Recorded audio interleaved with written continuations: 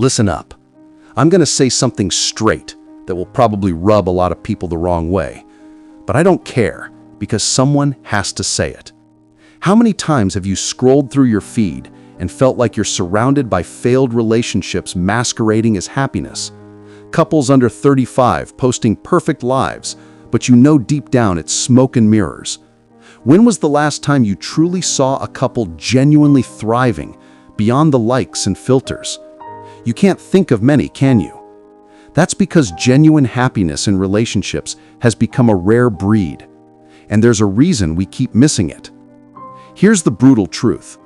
In today's world, being alone is often the smartest, most rational move for a lot of men. Not because solitude is ideal, but because jumping into a relationship often feels like betting everything on a rigged game, with the odds stacked so heavily against them that it's a losing bet more often than not. Imagine you're offered a car ride, but you know there's a 70% chance you'll crash. Would you realistically get in? Probably not. That's how many men see relationships today. Let me paint a picture. Imagine you're at a casino. To sit at this one table, you need to bet everything you have, your savings, your emotional stability, half your future income, and your mental health. The dealer looks at you and says, historically, 70% of players lose it all. And the 30% who win? Half of them say it wasn't even worth it. Would you take that risk? Of course not. But this is what modern dating and relationships feel like to many men. If you've ever ventured onto a dating app, you know the pressure. It's like applying for the CEO position of life, and the qualifications are impossible. Must be at least 6'2", top 5% income, own multiple properties, speak multiple languages, have the humor of a comedian, the physique of an athlete, and emotional availability of a therapist. Sound familiar? The bar is raised to absurd heights, and if you don't check every box, you can forget about being seen. But here's the thing no one really wants to admit. Many women have inadvertently priced themselves out of the dating market. It's as if someone put a for sale sign on a beat-up old Honda, but priced it like a Ferrari because of a fancy new paint job. When nobody buys, rather than lower the price, they blame the buyers for not appreciating their worth. It's a tragic confusion between value and demand. And sure, standards are important, but when those standards grow so inflated that they are disconnected from reality, they become a barrier to connection, not a pathway to a better relationship. Think about this for a second. How often do you meet someone with a dating checklist that seems more like a billionaire's business plan, yet when asked what they bring in return, the answer comes up short? I'm the prize, some say. But the prize for what? Simply existing isn't a trophy. People don't stop trying to find love just because they want to be alone. They stop because the landscape has changed, and the effort often feels lost in a broken system. You've probably noticed the good guys in your life retreating to careers, hobbies, or sometimes just to video games with friends. Because at least there, effort and reward line up. At least there, they aren't criticized endlessly for not being more. And yet, even when men work 60 hours a week, pay bills, fix everything that breaks, remember every anniversary, and plan romantic dates, they're told they're only doing the bare minimum. In the past, one salary supported a whole family, and that was enough for respect and gratitude. Today, you've got to be a millionaire for a simple thank you, and even then there are strings attached. Want a quick social experiment? Search "men are trash" on any platform. Millions of posts celebrating the phrase. Now search "women are trash."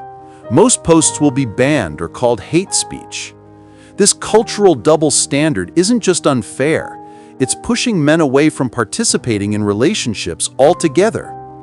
Men see the faces behind the statistics, the ones spending money on dates only to become invisible, or being mocked online for not living up to impossible expectations.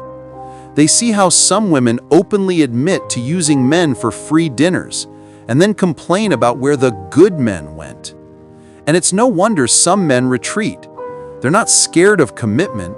They're scared of committing to a person who will destroy their lives emotionally and financially, and then walk away with the prizes. Now let me ask you, how does it feel watching people embrace loneliness differently? For many men, loneliness isn't a curse, it's a challenge they meet head-on. They adopt pets that love them unconditionally, build careers filled with purpose, deepen friendships that fill emotional gaps, and turn isolation into a canvas for their growth. Meanwhile, many women in their 30s and 40s struggle with being alone, posting memes about wine and cats, quoting self-love texts that often mask deep pain. They bought the lie that life's timing is flexible, that you can party through your 20s, build a career in your 30s, and pick a husband like a handbag when you're ready. Sorry to break it to you, the store closes eventually. The window narrows. And dating apps? They're a double-edged sword. For many women, swiping hundreds of matches can feel like endless options. But the truth is, most men swipe right on everyone. It's a numbers game for men, a dopamine hit for women, rarely a doorway to real connection. Old-fashioned meeting places? They're mostly off-limits or fraught with risk. Approaching someone at work could mean an HR complaint. At the gym, you might be labeled creepy. Bars and streets have their own dangers. And online, you're lost in a sea of messages. That's why so many ask, where did the confident men go? Maybe it's because every door they try to open has an alarm system. Here's a truth men understand deeply. Investment requires a reasonable expectation of return. The stock market has risks, but potential gains. Modern relationships, high risk, guaranteed disappointments. Imagine investing in a company that takes all your money, gives nothing back, then blames you for not giving enough, and eventually takes half your assets when it leaves. No rational person signs up for that. And then there's the double standard. Women have the right to choose men based on height, wealth, or status, and it's knowing their worth. Men want a certain age or background, and they're predators or shallow. Women won't date short men. Fine, a preference. Men won't date single mothers. They're immature, weak. The rules apply only to one side. Here's what's happening psychologically. Women are told they're perfect just as they are. No need to improve, only to expect better. Men are told they're broken, needing constant work, never enough. One gender entitled with no effort, the other exhausted and undervalued. What did we expect would happen? A study found women rate 80% of men as below average in attractiveness. That's mathematically impossible, yet it shows the depth of the delusion about value on both sides. The men who succeed today? They've stopped seeking female approval. They treat tantrums like entertainment, not emergencies. Ironically, this detached indifference attracts more women than genuine care. But the consequences? They won't wait. Women in their 40s face the painful truth that men they rejected are married to younger women or living happily single. The market has spoken, and the answer was no.